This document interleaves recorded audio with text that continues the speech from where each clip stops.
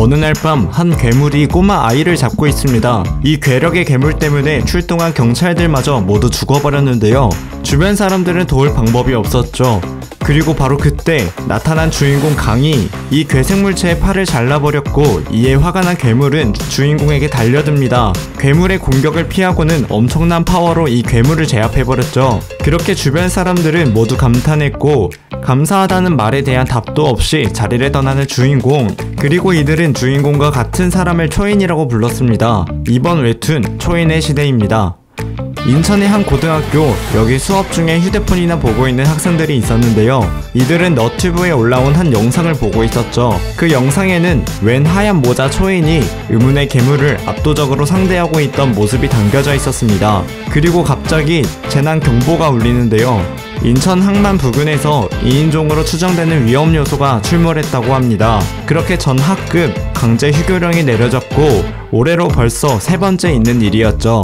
사실 몇 년 전 70여 명을 죽이고 강릉 일대를 쑥대밭으로 만든 일명 2인종, 이들이 다시 출몰하여 인천 일대에 긴급 경보가 울린 것이었죠. 그리고 여기 이 와중에 꿀잠을 자고 있는 주인공 임강이 있었는데요. 울리던 전화소리에 잠에서 깼고, 동료 주리에게서 인이어를 챙기고 얼른 서두르라는 통화 내용이었습니다. 그렇게 반에 있는 학생들이 모두 나가자 화장실 가서 옷을 갈아입었습니다. 그렇게 인이어를 통해 동료 주리가 몇 가지 상황들을 브리핑해 주었고, 곧바로 인천항을 향해 엄청난 속도로 달립니다. 그리고 대2인종 특수제압 부대도 인천항을 향해 지원을 가고 있다고 하는데요. 한편 이곳은 인천항, 여기 한 괴물을 마주친 이 아저씨는 냈다 박아버리지만 꼼짝도 하지 않았고 트럭을 박살내버렸죠. 그리고 숨어있는 인간들을 찾아내며 모두 부셔버립니다. 그리고 마침 인천항에 먼저 도착한 주인공은 위험에 처한 시민을 구해주었고, 인이어를 통해 대화를 하고 있는 건 바로 주리. 2인종과 싸우기 전에 말로 해결해보려 했지만 역시나 통할 리가 없었습니다. 그러고 바로 주인공 임강에게 달려드는 2인종이었죠. 그리고 이 상황에 대해 속보를 전달하기 위해 떠있는 헬기까지, 그리고 마침 도착한 대2인종 특수제압부대, 수많은 장갑차를 대기시켜 놓았지만 공격은 하지 않았는데요. 2인종의 힘은 엄청났고 인간들이 보유한 화기들로 싸워도 이길 가능성이 희박하다고 하는데요. 그리고 여기 주인공의 이전 싸움 데이터를 분석해 보았을 때 2인종 특수제압 부대가 갖춘 기본 화력을 아득히 뛰어넘을 것이라고 판단했고, 초인이 밀린다면 살아갈 방도가 없다고 합니다. 그렇게 숨죽여 주인공을 응원하게 되죠. 이 모습은 인류에게 생방송되었고 엄청난 힘에 밀리는 주인공이었습니다. 그렇게 2인종 특수제압 부대는 플랜 B를 실행시켰고, 그러자 차에서 나오는 또 다른 인물, 어마무시해 보이는 총을 소지하고 있었죠. 그대로 2인종에게 명중시킵니다. 한 발로는 2인종을 쓰러뜨릴 수 없었고 무차별 사격을 해보았지만 상처 하나 없이 걸어오는 2인종. 그리고 마침 주인공이 기절해서 깼고 전력으로 2인종과 승부를 내겠다고 하는데요. 엄청난 속도로 단숨에 연타 콤보를 넣어줍니다. 그렇게 2인종을 처치했지만 눈앞에 있는 2인종은 안면도 경보때 만난 2인종만큼 강하지는 않았다고 하는데요. 그리고 이 상황을 직관하고 있는 의문의 한 남성, 그리고 그 옆에 있는 단양이라는 한 여자도 있었죠. 그리고 주인공을 마주합니다.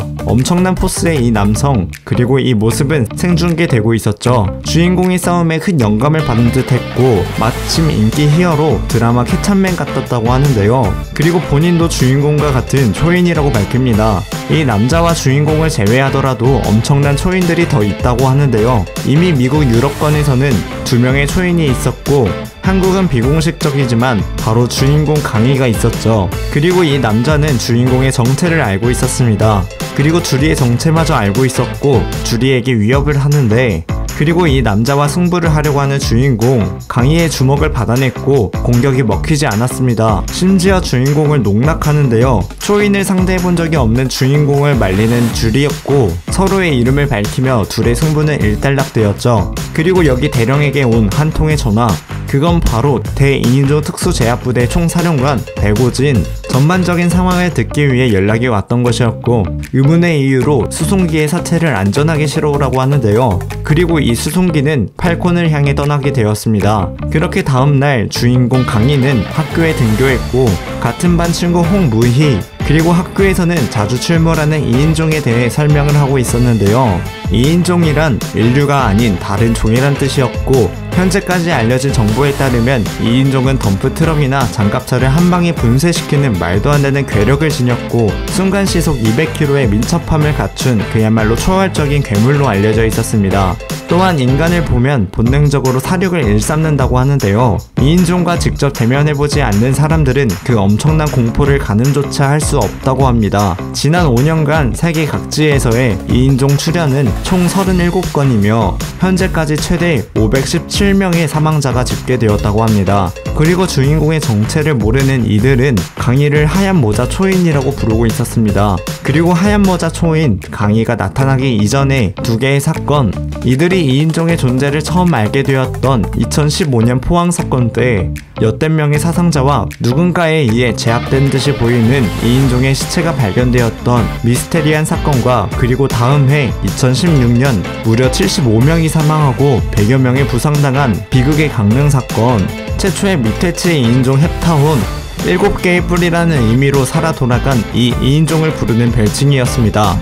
그렇게 여러 사건을 계기로 중앙 2인종 재난경보통제센터가 설립되며 2인종 출현에 따른 경보 단계가 설정되었고, 국군 내 특수부대, 대2인종 특수제압부대가 창설되었던 것이었습니다. 그리고 이들은 인류를 돕고 있는 하얀 모자 초인의 정체가 정말 인류의 편인지 궁금해하고 있었죠. 한편 이곳은 대서양, 어부들 앞에 나타난 의문의 정체, 그건 바로 2인종이었고 어부들을 위협했습니다. 곧바로 신고를 해보았지만 이 남자도 2인종에게 당했고, 이 어부가 교신을 실패했지만 크루즈 상황실에서는 이를 파악하고 구조하러 가는데요. 하지만 이 결정은 최악의 사고로 번지게 되었고 3,000여 명을 태운 크루즈가 바다 위에서 2인종에게 습격을 당하게 되었죠.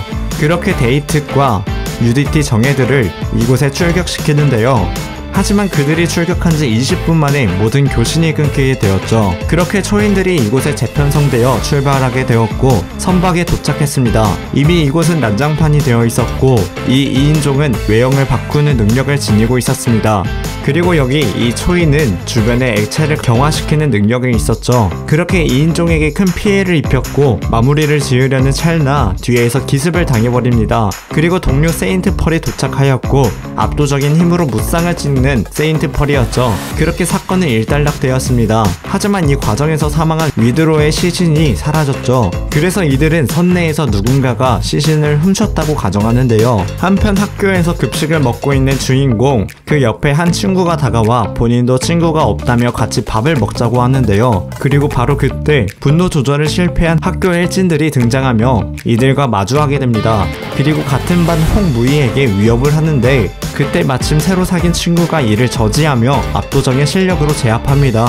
며칠 뒤 인천공항에 또다시 등장한 2인종, 마침 근처에 있던 주리와 강희는 경보 알림을 듣고 옷을 갈아입으러 향하는데요. 그리고 이 2인종은 하늘에 떠있는 비행기를 노립니다. 그곳엔 주인공이 팬으로서 좋아하는 케찹맨이 탑승해 있었죠. 그렇게 기체의 공격을 받아 추락하였고 위험한 순간에 나타난 주인공, 치열한 사투 끝에 큰 피해를 입은 주인공이었죠. 그리고 갑자기 입에서 의문의 알을 내뿜더니 또 다른 2인종이 태어나게 됩니다. 하얀 모자 주인공을 서포트하기 위해 데이트에서도 지원을 받고 마침 비행기 안까지 2인종이 들이닥치는데요. 갑자기 케찹맨이 이들을 제압합니다. 사실 TV에서 보여지는 것은 연기였고 실제로는 엄청난 실력자의 초인이었죠. 그리고 주인공은 다시 일어나더니 엄청난 기압으로 주변을 압도합니다. 그리고 다가오는 2인종이 주먹을 뻗는 찰나의 순간에 상완골부터 안면부, 늑골, 흉골, 슬개골까지 총 7부위를 타격하며 엄청난 힘과 스피드로 이들을 제압합니다. 그리고 의문의 한 2인종이 기척없이 이들에게 다가왔고 싸우고 있던 2인종을 풀어달라고 하는데요. 그리고 염력을 사용해서 쓰러져 있던 2인종을 끌어당깁니다. 그리고 이들은 직감했죠. 이 백발 2인종은 상상을 초월할 정도로 위험하다는 것을요. 그러더니 이 2인종의 몸을 찢어 붉은 심장을 다른 2인종을 위해 사용하겠다고 하며 너 같은 건 전쟁을 치를 자격이 없다고 하는데요. 그리고 폭주하는 주인공을 막아서는 케찹맨, 그리고 의문의 공격으로 이들을 제압하더니 이들의 본거지로 떠나버립니다. 그렇게 이번 사건은 빠르게 보도되었고 인파가 많은 공항에 2인종이 출현할 만큼 역대급 피해를 예상했지만 두 초인의 등장으로 큰 피해를 막을 수 있었다고 하는데요. 그리고 케찹맨 주연 배우 맷 디온이 초인이라는 사실도 공개되었죠. 그리고 여기 세인트 펄은 맷 디온에게 앞으로 배우로서 활동을 지속할 건지 초인으로서 활동을 할 건지 질문을 합니다. 하지만 실망스러운 대답뿐이었고 이번 사건이 마주한 2인종에 대해 이야기를 해주는데요. 그 2인종은 자아가 있었고 상상을 초월하는 힘을 지녔다고 말합니다. 그리고 이들에게 초인은 곧 모두 죽을 거라고 경고했죠. 그리고 자아를 가진 2인종을 상대하기 위해서는 초인들이 뭉쳐야 한다고 말합니다. 한편 여기 주인공은 우연히 만난 할아버지를 찾아가기로 결심하는데요. 그렇게 용포산으로 떠납니다.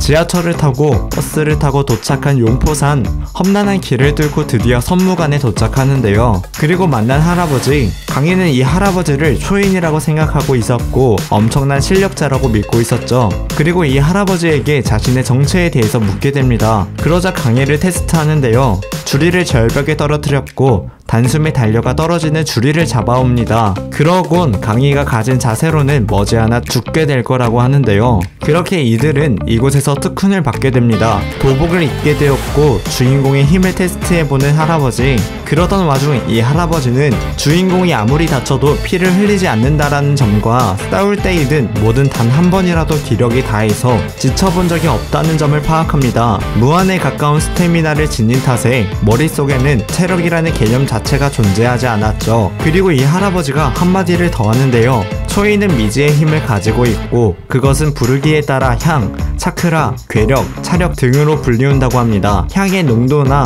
함유량은 초인마다 천차만별이고 미지의 힘인 만큼 그 격차의 이유 또한 알 수가 없다고 하는데요. 이 미지의 힘을 다루는 초인들은 본인에게 발현된 저마다의 특수성을 갖추고 있다고 합니다. 그리고 주인공에게 아직 향이 개화되지 못한 상황이라고 하는데요. 즉 주인공은 여태 2인종과 대적해왔을 때 무한에 가까운 체력과 경이로운 내구성, 육체만으로 싸워왔다는 뜻이었죠. 다시 말해 주인공은 그동안 인간인 채로 싸웠다는 얘기. 그리고 강희가 기절해 있을 때 자신의 의지와 다르게 기절인 채로 2인종을 압도적으로 물리쳤던 사건. 바로 그때 그 힘은 향이 개화된 본래의 주인공의 힘이라고 하는데요. 그렇게 주인공에게 가진 의문의 향을 일깨우기 위해 수련에 매진하기로 합니다. 그리고 강희는 이곳에서 뛰어서 학교에 등하교를 하기로 했죠. 그리고 한편 여기 세인트 펄은 지난 전투에서 목이 잘려 쓰러진 동료의 사체를 찾고 있었습니다. 하지만 동료의 사체를 찾을 수 없었죠. 그렇게 CCTV로 분석해본 결과 의문의 빛과 함께 엄청난 속도로 위드로의 사체가 사라진 것을 발견합니다. 그리고 이를 천천히 둘러보았을 때 의문의 정체가 위드로의 사체를 훔쳐간 것을 알아차리게 되죠. 그렇게 세인트 펄은 동료 위드로의 사체를 훔쳐간 범인을 찾기 위해 또 다른 초인인 제인 소나타와 위드로를 찾으러 떠나게 됩니다. 그리고 이곳은 북아일랜드. 그리고 마침 2인종이 출연했다는 경보가 뜨게 되었고 2인종이 출연한 장소로 이동하는 세인트 펄이었습니다. 그런데 그곳에서 2인종을 상대하고 있는 위드로를 만나게 됩니다. 분명 목이 잘려 사망한 동료 위드로였지만 목에는 의문의 수술 자국과 함께 서로를 보고는 놀라 도망가는 위드로였죠. 그러자 위드로를 제압하는 또 다른 초인이 나타났고 이들은 위드로를 다시 살린 자들이었습니다. 그리고는 위드로는 본래 이반의 것이고 자기네들이 다시 회수한 것이라고 하는데요. 그리고 이반이 나타납니다. 이반 본인은 위드로를 살려냈다고 하는데 위드로는 더 이상 생전의 위드로가 아니고 어미 배에서 갓 태어난 사슴이나 마찬가지라고 하는데요. 이에 화가 머리 끝까지 난 세인트 펄은 앞에 있는 이들 중 한 명을 반갈죽 시켜버렸는데요. 그리고 또다시 나타나더니 세인트 펄을 공격해보았지만 쉽게 나가 떨어집니다. 그리고 이반은 세인트 펄을 보면서 이 모든 게 그녀의 몸에서 빛이 바라면서 시작되었고 상상 이상의 파괴력을 지닌 빛의 폭발, 이 세계에서 유일하게 태양의 가호를 받는 존재라고 추측합니다. 그리고 이반은 도망가려 했지만 제인 소나타가 이반 앞을 막아섰고 엄청난 힘과 능력으로 이들을 압도하기 시작합니다. 이반을 싸우는 과정에서 제인 소나타 능력의 알고리즘과 돌과는 다른 이 물질의 특성까지 파악하며 전투 센스가 특출하다는 점을 선보이죠. 그리고 마침 누군가가 이곳에 다가오는데요. 이들은 이반의 부하들이었고 그 중에 한 명은 제인 소나타와 결투를 치렀던 경험이 있는 자였습니다. 그리고 이들은 이반에게 중요한 일원 캐롤이 납치되었다고 하는데요.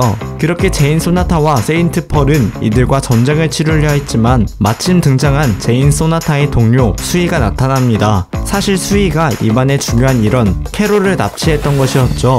이들에게 한 발자국만 다가오면 캐롤을 죽이겠다고 말하자 모두가 당황했고 이 아이가 이들에게 중요한 존재라는 걸 알게 됩니다. 그리고 세인트 펄은 이반에게 이반이 되살린 영혼들은 언제 어디서든 이반의 굴레에서 벗어날 수 없는 영원한 장기말이 되는 것이냐고 묻습니다. 그리고 이에 대답을 해주는 이반이었고 자기가 불러일으킨 모든 새 생명은 시전자인 본인에게 거역할 수 없는 어떠한 속박에 사로잡힌다고 합니다. 하지만 본인의 명령은 절대적 우위에 있는 최우선 순위일 뿐 이들은 본인의 자아를 가지고 움직인다고 하는데요. 문자 그대로 새로 태어난 것이었고 다만 지금 위드로의 경우는 다르다고 합니다. 이반이 위드로를 재창조할 당시 어떠한 실수가 있었던 건지 모르겠지만 위드로는 알 수 없는 방법으로 이반의 구속에서 벗어난 것이었으며 그야말로 그냥 되살려준 꼴이 되었다고 밝히게 되죠. 그러다가 도망친 위드로를 잡고 있던 중이라고 합니다. 그렇게 이들은 협상을 통해 캐롤과 위드로를 넘겨주게 되며 전투는 일단락되었습니다. 그리고 이 모든 상황들은 생중계되었으며 이 장면을 보고 있는 주인공 강희